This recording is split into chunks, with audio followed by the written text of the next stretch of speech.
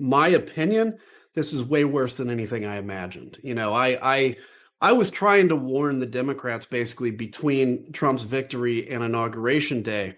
Like, you guys need to get your ducks in a row because this thing could go fast, right? Donald Trump is reportedly foaming at the wig line after Adam Kinzinger, yes, the guy Trump once called a crybaby, just dropkicked his entire administration into political oblivion with receipts, sass, and zero chill.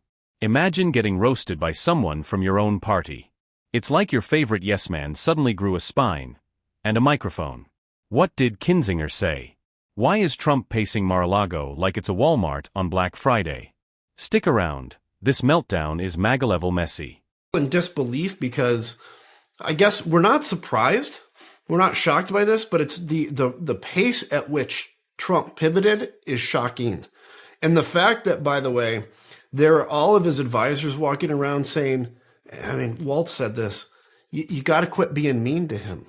Hey, Zelensky, you're being mean to him. Yeah. What do you expect? What is this? This is a toddler. I mean, honest to God, I've got a 3-year-old, and I'm careful at what I say around him because I don't want him to go off. Yeah. But I recognize that he's a not developed toddler. And that's exactly what they're saying. So this guy, President Trump, is so advanced in 5D chess and all that you have to be careful that you say some mean words to him? Donald Trump is reportedly fuming again. Yes, the man who reacts to criticism like a toddler denied a second Happy Meal is once again red-faced and flailing, because Adam Kinzinger, a former GOP congressman with a functioning moral compass, had the audacity to point out the flaming dumpster fire that was Trump's administration. And let's be clear, Kinzinger didn't just poke the bear, he grabbed a megaphone, yelled accountability, and hurled it at Mar-a-Lago's golden toilet. Donald Trump gets inaugurated. Doge, this fake agency Doge, gets created out of thin air.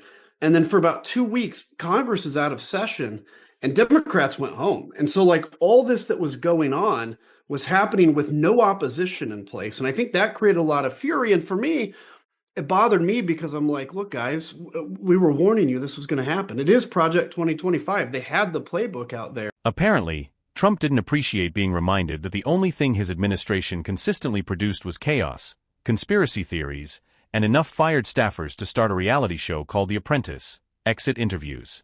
It's almost poetic. If poetry were written in all caps on Twitter at 3 a.m. by someone who thinks coffee is a real word. The man who claimed he'd hire only the best people ended up assembling the political equivalent of a clown car. Every time the door opened, another scandal popped out. But let's not get ahead of ourselves. There's a lot of ground to cover in this glorious orange-hued meltdown of delusion, denial, and deeply weird decisions. If your goal is a strong America with strong alliances that's respected in the world, he gets a terrible job. If your goal is, if your interest is the economy, the U.S. economy, he's done a terrible job. So I'll just say this, it is really bad for the United States of America right now.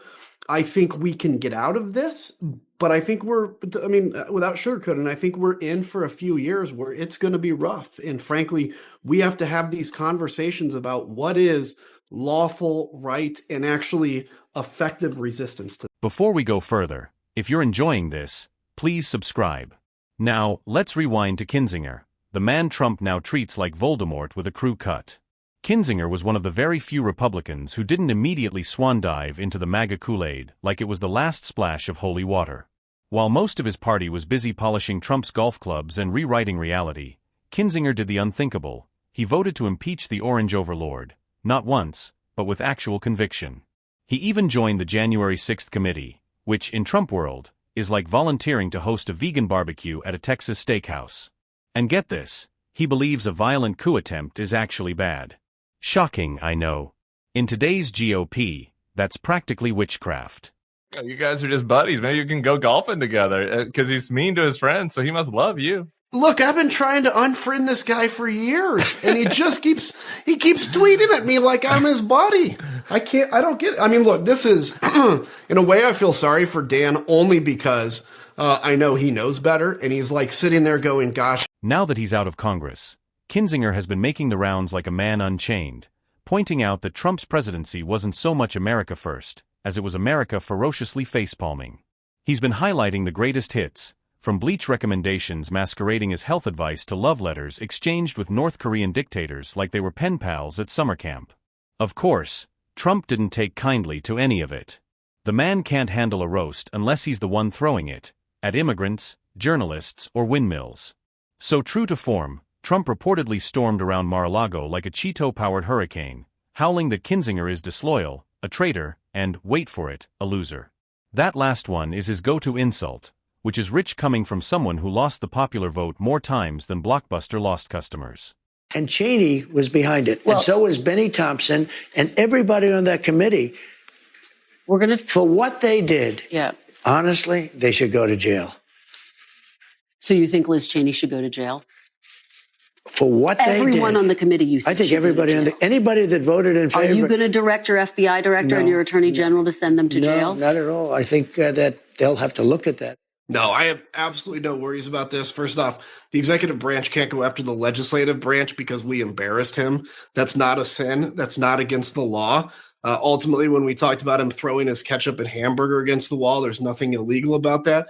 And most of the people that testified were actually his Republicans, fellow Republicans that went up and spoke in him. So look, he's all butthurt right now because he was embarrassed. He's not going to come after us, and I'm not worried about it at all. In the least. What really seems to have cooked Trump's hamburgers this time, extra crispy with a side of wounded ego, is that Adam Kinzinger didn't just roll his eyes and move on. No, he went full exposé mode, peeling back the curtain on what was essentially a 4-year reality show with nuclear codes. Kinzinger laid it all out, the temper tantrums that would make a toddler blush, the policy decisions made with the intellectual rigor of a magic 8-ball, and the kind of crisis management that involved yelling at the TV until Fox News agreed. Trump, naturally, interprets any criticism as full-blown betrayal, especially if it comes from someone who once wore the same red jersey in the MAGAverse. Having an R next to your name is supposed to come with a vow of silence, or better yet, a pom-pom and a megaphone. Loyalty in Trump world isn't tethered to ideology, patriotism, or basic human decency.